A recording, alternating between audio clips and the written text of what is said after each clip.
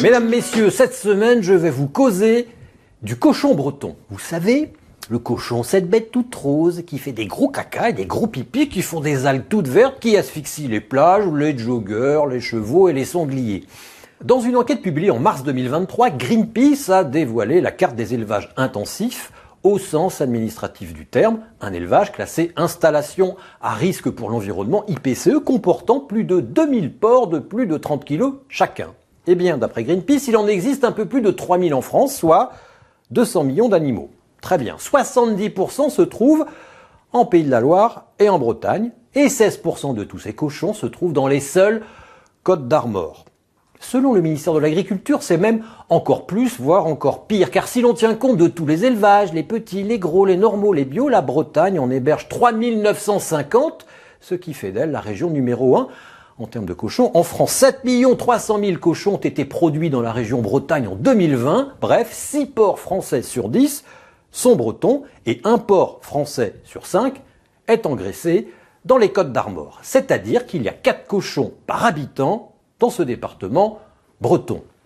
Mais vous allez me dire, pourquoi Gouenadu, le drapeau breton, flotte-t-il désormais sur cette porcherie immense qu'est devenue la Bretagne? Eh bien parce que De Gaulle, le Crédit Agricole et les coopératives agricoles l'ont décidé, parce que surtout la Bretagne l'a voulu.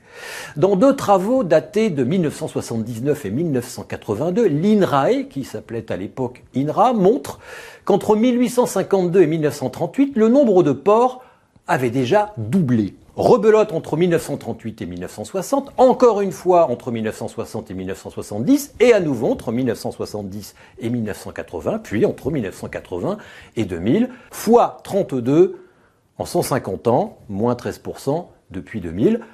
Qu'est-ce qui s'est passé? Au début du XXe siècle, le nombre de cochons a augmenté en même temps que les champs de patates, car les cochons étaient nourris aux patates. Dès la fin des années 30, changement de régime, les cochons explosent à mesure que les champs d'orge remplacent les champs de patates.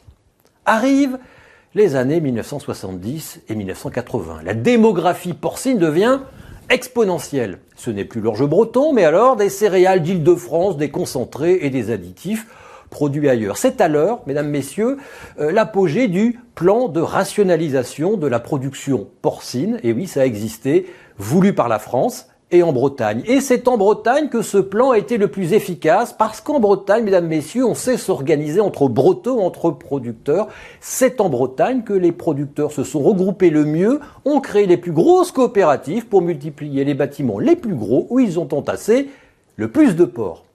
C'est en Bretagne aussi que l'État a su montrer de la souplesse. Tous les historiens sont d'accord là-dessus. Les élevages ont pu se monter, s'étendre, grossir sans que la réglementation sur les installations classées ne soit toujours bien respectée. Les élevages ont su créer des nuisances et des pollutions qui ont été fort bien tolérées par l'administration.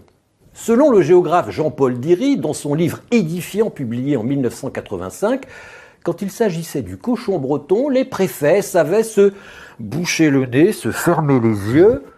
C'est en Bretagne aussi que l'argent est allé, nous dit le géographe. Des aides, des subventions, des prêts bonifiés, la région a touché 49% des crédits versés à l'échelle nationale au titre du plan de rationalisation porcine entre 1970 et 1980.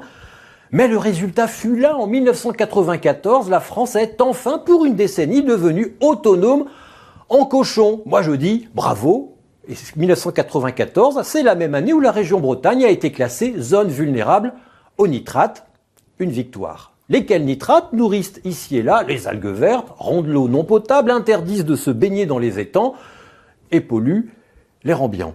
Les choses changent, heureusement, depuis 5 ans, certains disent 7 ans, les agriculteurs modifient leurs pratiques, les élus les accompagnent, les taux de nitrate dans l'eau ont été divisés ici et là par 2 en Bretagne. Dans la baie de Lannion, par exemple, on ramasse 60% d'algues vertes en moins qu'il y a 20 ans. Le pays de Morlaix a, par exemple, une politique exemplaire en la matière, il faut le dire. Mais à Plouvorne, dans le Finistère, 2900 habitants, 80 000 cochons, on continue à vouloir étendre les porcheries. Moi, je vous le dis, c'est vraiment une idée à la con que le cochon breton.